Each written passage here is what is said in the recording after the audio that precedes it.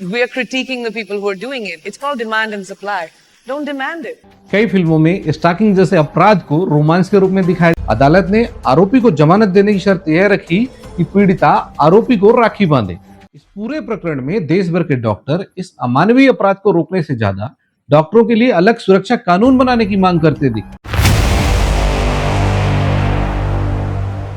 पिछले दिनों कोलकाता के आरजी कर मेडिकल हॉस्पिटल में हुए और मर्डर की घटना के बाद पूरे देश में एक उबाल सा आ गया। नेशनल और इंटरनेशनल मीडिया ने इतना प्रेशर क्रिएट किया कि सुप्रीम कोर्ट ने सुओ मोटो एक्शन लेते हुए कार्रवाई की और सरकारें बैकफुट में नजर आई।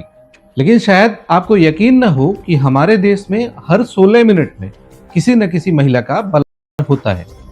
एनसीआरबी के आंकड़ों की माने तो सिर्फ 2022 में के 31,516 और अटेम्प्ट टू के 3288 मामले रजिस्टर्ड किए गए। देखिए, कुछ केस किन्हीं विशेष वजहों से मीडिया और समाज का अटेंशन पाते हैं और उनकी चर्चा होती है, लेकिन अधिकतर केस तो ऐसे हैं जो रिपोर्ट भी नहीं होते, और जो केस रिपोर्ट भी नहीं होते उन्हें न्याय कैसे मिले। और अपराधियों को कोई सजा हो भी जाए लेकिन पीड़िता के साथ कभी न्याय नहीं हो सकता। इसलिए अपराधी को सजा मिले इससे ज्यादा जरूरी है कि अपराध होने ही न दिया जाए। देखिए, कोई भी अपराधी समाज से ही पैदा होता है, इसलिए जितना अपराधी जिम्मेदार है हमारा समाज भी उतना ही ज्यादा जिम्मेदार है। लेकिन शायद ही कभी हम समाज के इस गंभीर पहलू पर चर्चा करें। आज के इस वीडियो में हम अपराधी के साथ साथ समाज के इन पहलुओं पर भी चर्चा करेंगे।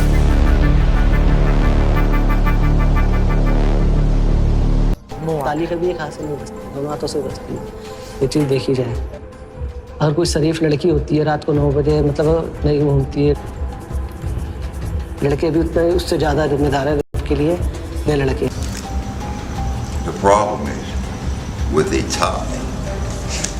They taught me that rape and sexual crimes, it's okay as long as you care about them. इन दोनों अपराधियों में एक समानता है और वो है महिलाओं के प्रति उनका पूर्वाग्रह। पहला अपराधी मुकेश, उसका मानना है कि अगर कोई लड़की देर रात को बाहर जाती है तो उसका चरित्र ठीक नहीं है और कहीं न कहीं यही पूर्वाग्रह उसे दुस्साहस देता है कि वह किसी महिला के साथ घिनौना कार्य कर सके। दूसरा अपराधी है जेम्स, जिसने अपनी मां का बलात्कार किया। उसके अनुसार में कोई समस्या है ही नहीं जब तक कि आप दूसरे व्यक्ति की परवाह करते हो। लेकिन महिलाओं के प्रति ये पूर्वाग्रह समाज में विकसित कैसे होता है? वास्तव में एज ए सोसाइटी हम अपनी जिम्मेदारी को कभी समझते ही नहीं और ना ही हम इस तरह व्यवहार को कभी रोकने की कोशिश करते हैं। उदाहरण के तौर पर अगर कोई बच्ची रोड में अपने स्कूल बस के इंतजार में खड़ी है और कुछ लड़के हूटिंग करते हुए बाइक से निकल जाएं, तो हमें उसमें कुछ ज्यादा गलत नहीं लगता और शायद हम कभी उसका विरोध भी नहीं करते। और इन लड़कों को लगता है कि उन्हें कोई रोकने वाला नहीं है और उनका दुस्साहस बढ़ता चला जाता है। लेकिन हम विरोध तब करते हैं जब कोई बड़ी दुर्घटना हो जाती है। हालांकि निर्भया केस के बाद की परिभाषा और सजा के लिए कानूनों में व्यापक स्तर पर बदलाव किए गए, लेकिन धरातल में बहुत कुछ नहीं बदला। काहे के काम होता लड़की है सक्तीने कंपाऊंड वरला बलात्कार घ्या तर संध्याकाळी 6 वाजता भेटत नाही एखाद्या हे करायला एखाद्या ठिकाणी आपली वेशभूषा आपली देहबोली या 3 मुळे आपण चुकून अनावधानाने। ये वीडियो 2014 का है, जहां आशा मिर्जे, जो तत्कालीन एनसीपी की नेता और महाराष्ट्र महिला आयोग की सदस्य थी, कह रही हैं कि बलात्कार के लिए महिलाओं के कपड़े और उनका व्यवहार किस हद तक जिम्मेदार होते हैं। तो आखिर हमारा समाज पीड़ित को ही दोष क्यों देने लगता है? इसके पीछे जस्ट वर्ल्ड का सिद्धांत है। इसके अनुसार दुनिया में बहुत सारे लोग ये मानते हैं कि जो जैसा करता है उसको उसी का फल मिलता है। तो अगर किसी महिला का रेप हुआ है तो वह महिला ही जिम्मेदार है। जैसे कि महिला ने छोटे कपड़े पहन रखे थे, देर रात में वो अकेले बाहर निकली थी। तन इनका खुला रहेगा तो बलात्कार ही होना है, हर किसी का मूड खराब होगा। अंग प्रदर्शन होएगा तो भैया अच्छे अच्छे का दिल मचल जाता है। इतनी बड़ी बड़ी कच्ची पहन के यह सोच समाज में गहराई तक बैठी हुई है, लेकिन यह मानसिकता न केवल गलत है बल्कि बहुत खतरनाक भी है। जब समाज या व्यक्ति पीड़ित को ही दोष देने लगता है तो इस स्थिति में पीड़ित को न्याय मिलना कठिन हो जाता है और कई मामलों में तो पीड़ित यह समझता है कि लोग उस पर ही दोषारोपण करेंगे तो वह अपने साथ हुए दुर्व्यवहार की जानकारी देने से भी बचता है। जब समाज पीड़ित को दोषी ठहराता है तो वह एक हिसाब से अपराधी का बचाव कर रहा होता है। हमें एक समाज के रूप में पीड़ित को दोष देने की मानसिकता से उभरना होगा, पीड़ितों को सुनना, उनकी सहायता करना और अपराधी को उसके कृत्यों के लिए जिम्मेदार ठहराना ही होगा। हमें अपनी सोच में बदलाव लाने की जरूरत है ताकि पीड़ित को न्याय मिल सके और समाज में सचमुच सुरक्षा और समर्थन का माहौल बन सके। अगर अपराधी किसी राजनीतिक दल से संबंध रखता है तो वह दल अपने कार्यकर्ता को बचाने का भरसक प्रयास करती है। बीजेपी के कद्दावर नेता और पूर्व केंद्रीय गृह राज्य मंत्री स्वामी चिन्मयानंद पर एक रेप का केस दर्ज हुआ था, जिसको योगी सरकार ने अब वापस ले लिया है। आखिर योगी सरकार ने ये फैसला क्यों किया? तो आखिर राजनीतिक दल जो हर प्रोटेस्ट के समय बड़ी बड़ी बातें करते हैं, ऐसे अपराधियों को बचाने में क्यों लगे रहते हैं? पहला कारण है कि हमारे देश में चुनाव के दौरान धन बहुत खर्चा होता है और अधिकांश मामलों में ये राजनीतिक दल से जुड़े अपराधी काफी पैसे वाले होते हैं। चुनाव के दौरान ये लोग काफी पैसा खर्चा करते हैं, जिसके कारण इनके या इनके समर्थक के जीतने की संभावना काफी बढ़ जाती है। ये बात राजनीतिक दल बहुत अच्छी तरह जानते हैं कि सत्ता में आने के लिए हर एक सीट का बहुत ज्यादा महत्व होता है, इसलिए ये दल अपने समर्थकों को बचाने का भरसक प्रयास करते हैं। दूसरा कारण है कि ऐसे लोगों की पैठ अपने समाज में बहुत गहरी होती है। राजनीतिक दल हमेशा इस बात से परहेज करते हैं कि कहीं उस समाज के वोटर उनके खिलाफ ना हो जाए। तीसरा कारण यह है कि अगर किसी दल के नेता के ऊपर आरोप लगता है तो कहीं ना कहीं उस पार्टी की बदनामी होती है, इसलिए पार्टी भरसक प्रयास करती है कि वे अपने से जुड़े व्यक्ति को निर्दोष बताए और उसे बचाने की कोशिश करे। यहाँ पर समझने के लिए उन्नाव की एक टाइमलाइन का एक उदाहरण लेते हैं। जून 2017 में नाबालिग लड़की के साथ घटना होती है। पीड़िता ने 2017 में ही कई बार शिकायत दर्ज कराने की कोशिश की, लेकिन पुलिस ने उस पर कोई ठोस कार्यवाही नहीं की।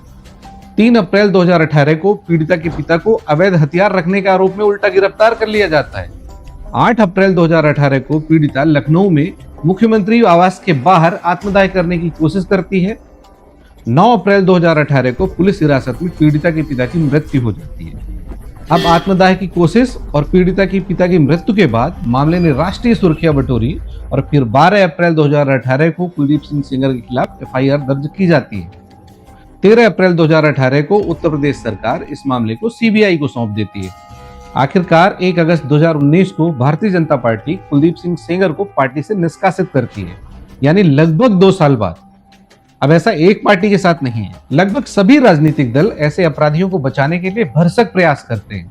जैसे कांग्रेस ने मधुमिता शुक्ला हत्याकांड में अमरमणि त्रिपाठी को संरक्षण दिया, या फिर समाजवादी पार्टी ने गायत्री प्रजापति को। TMC का संदेश खाली केस एक ताजा उदाहरण है।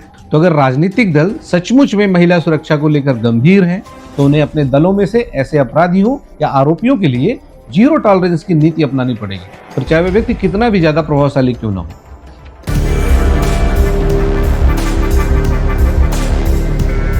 यौन उत्पीड़न की घटनाओं को रिपोर्ट करने का सबसे पहला चरण होता है पुलिस में रिपोर्ट करना, लेकिन अक्सर पुलिस इन मामलों में बहुत ज्यादा संवेदनशील नहीं होती। पुलिस का पहला प्रयास होता है कि ऐसे मामले रजिस्टर्ड ही ना हो। हाथरस कांड की असंवेदनशीलता इस बात का जीता जागता उदाहरण है। 14 सितंबर 2020 को उत्तर प्रदेश के हाथरस में एक 19 वर्षीय दलित महिला के साथ 4 व्यक्तियों द्वारा सामूहिक बलात्कार किया जाता है। पीड़िता ने घटना के बाद तुरंत शिकायत दर्ज कराई, लेकिन पुलिस ने प्रारंभिक तौर पर इस मामले को गंभीरता से नहीं लिया। पुलिस ने पीड़िता के परिवार के साथ उचित व्यवहार भी नहीं किया और परिवार ने आरोप लगाया कि पुलिस ने उन्हें धमकाया और मामले को दबाने का प्रयास किया। पुलिस ने मामले की रिपोर्टिंग और जांच में काफी समय ले लिया, और जब मामला मीडिया में उजागर हुआ और राष्ट्रीय स्तर पर ध्यान आकर्षित किया गया, तब जाकर पुलिस ने कार्रवाई तेज की। लेकिन पीड़िता की मृत्यु के बाद पुलिस ने उसके शव का अंतिम संस्कार बिना परिवार की अनुमति के ही कर दिया। यह क्लिप हमने डॉक्यूमेंट्री साइलेंसिंग रेप से लिया है। इस डॉक्यूमेंट्री में यौन उत्पीड़न के मामलों में पुलिस की असंवेदनशीलता को काफी बारीकी से उजागर किया गया है।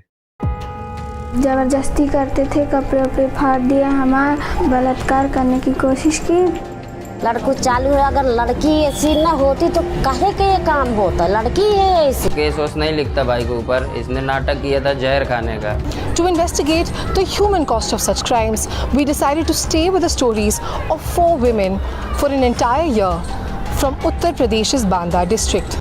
इसमें दिखाया गया है कि कैसे पुलिस यौन उत्पीड़न की शिकायतों को गंभीरता से नहीं लेती और उन्हें दबाने का भरसक प्रयास करती है। कई पीड़ितों ने बताया कि जब वो शिकायत दर्ज कराने के लिए पुलिस के पास गई तो उन्हें तिरस्कार, उपेक्षा और अपमान का सामना करना पड़ा। डॉक्यूमेंट्री में दिखाया गया है कि पुलिस यौन उत्पीड़न के मामलों को प्राथमिकता नहीं देती। अगर पीड़िता या उसका परिवार दबाव नहीं डालता या मीडिया का ध्यान नहीं आता अक्सर ऐसे मामलों को नजरअंदाज कर दिया जाता है। पुलिस द्वारा शिकायतों को गंभीरता से ना लेना और उनकी जांच में देरी करना बिल्कुल आम बात है। डॉक्यूमेंट्री में ऐसे कई उदाहरण दिए गए हैं जहां पुलिस कर्मियों ने पीड़िताओं को ही दोषी ठहराने की कोशिश की। देखिए, पुलिस पर अक्सर राजनीतिक और सामाजिक दबाव होता है जो उन्हें मामले को दबाने या हल्के में लेने के लिए मजबूर करता है।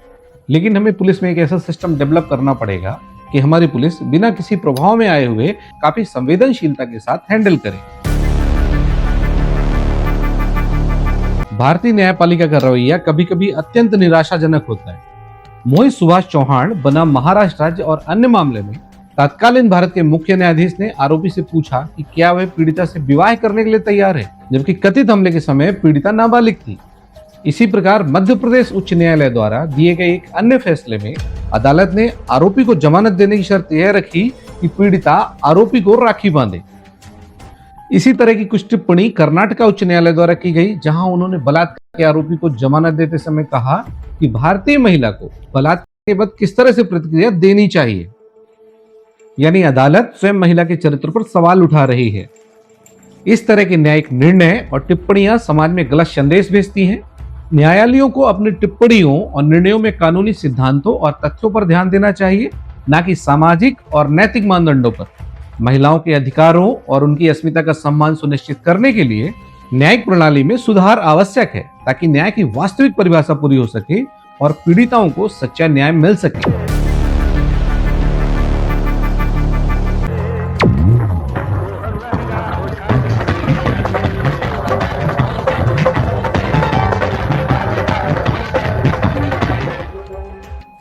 भारतीय फिल्मों में महिलाओं का वस्तुकरण और यौनिकता इतनी सामान्य हो चुकी है कि बिना किसी अनिवार्य आइटम नंबर या उत्तेजक कपड़ों में दिखाए बिना फिल्म की कल्पना करना भी कठिन है। अधिकांश फिल्मों में महिलाओं को केवल वासना की वस्तु के रूप में चित्रित किया जाता है और उनके चरित्र को अक्सर उनकी शारीरिक सुंदरता और यौनिकता तक ही सीमित कर दिया जाता है।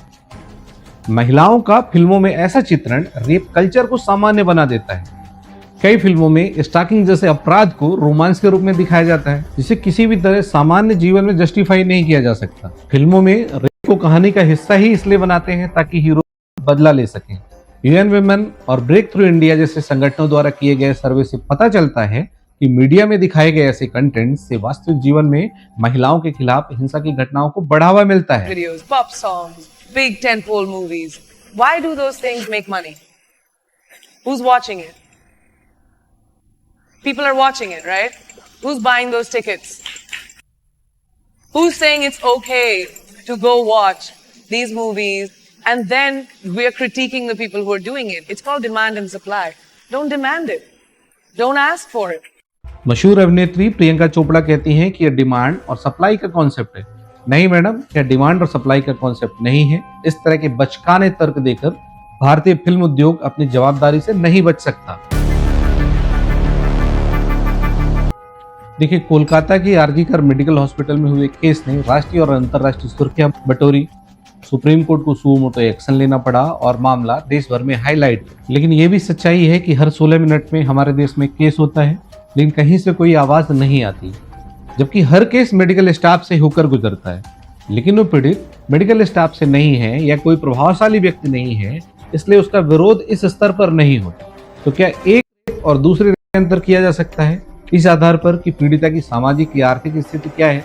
नहीं ना। लेकिन एक कड़वा सच है, हमारे यहाँ जैसे केस को लेकर सेलेक्टिव आउटरीच होते हैं। इस पूरे प्रकरण में देश भर के डॉक्टर इस अमानवीय अपराध को रोकने से ज्यादा डॉक्टरों के लिए अलग सुरक्षा कानून बनाने की मांग करते दिखे। चलिए एक दूसरा उदाहरण लेते हैं। जब कुछ दिन पहले महिला पहलवान जंतर मंतर में तत्कालीन कुश्ती संघ के अध्यक्ष ब्रजभूषण शरण सिंह के खिलाफ धरना दे रही थी, तभी क्या किसी डॉक्टर ने या डॉक्टरों के समूह ने सामूहिक रूप से विरोध जताया? नहीं जताया। देखिए, हर बार डॉक्टर धरने पर नहीं बैठ सकते, लेकिन उनकी आवाज देश में सबसे ज्यादा सुनी जाने वाली आवाज है। उन्हें जरूर अपनी प्रतिक्रिया देनी चाहिए। लेकिन ये बात सिर्फ डॉक्टरों तक लागू नहीं होती। ब्यूरोक्रेट्स, सिविल सोसाइटी, राजनेता, राजनीतिक दल, धार्मिक और सामाजिक संगठन, सबको मिलकर आगे आना होगा अगर हमें इस कल्चर को पनपने नहीं देना है। अगर आपको ये वीडियो पसंद आया हो तो लाइक, शेयर, सब्सक्राइब करिए और कमेंट करके बताइए कि इस विषय पर आपका क्या सोचना है।